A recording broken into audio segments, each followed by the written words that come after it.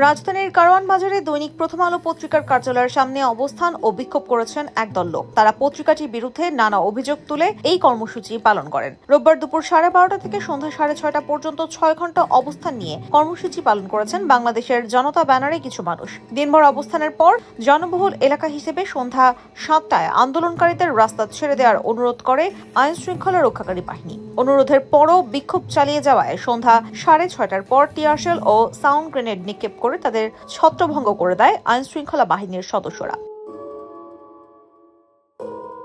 রোববার দুপুর 12:30টার দিকে কারওয়ান বাজারে প্রথম আলো কার্যালয়ের সামনে জড়ো হয়ে বিভিন্ন স্লোগান দিতে থাকে 40 থেকে 50 জনের একটি দল। প্রথম আলোর সামনে জিয়াফত এই শিরোনাম দিয়ে আন্দোলনকারীরা বেলা 2টার দিকে পত্রিকা কার্যালয়ের সামনের রাস্তায় গরু জবাই করা হয়।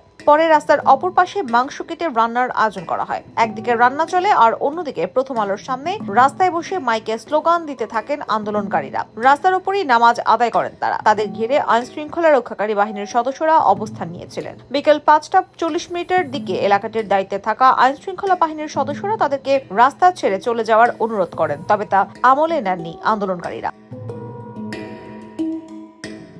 সন্ধ্যা 6:30টার পর পুলিশ ও সেনা সদস্যরা আন্দোলনকারীদের সরিয়ে দেওয়ার চেষ্টা করেন। তখন আন্দোলনকারীরা পুলিশকে লক্ষ্য করে ইট পাটকেল নিক্ষেপ করে। এ সময় কয়েক রাউন্ড টিয়ারশেল ও সাউন্ড গ্রেনেড নিক্ষেপ করে আইন শৃঙ্খলা রক্ষাকারী বাহিনী।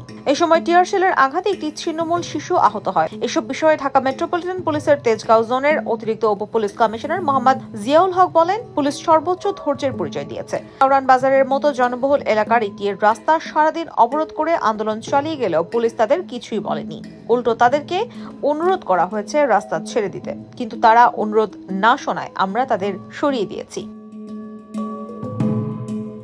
IBTV USA news desk.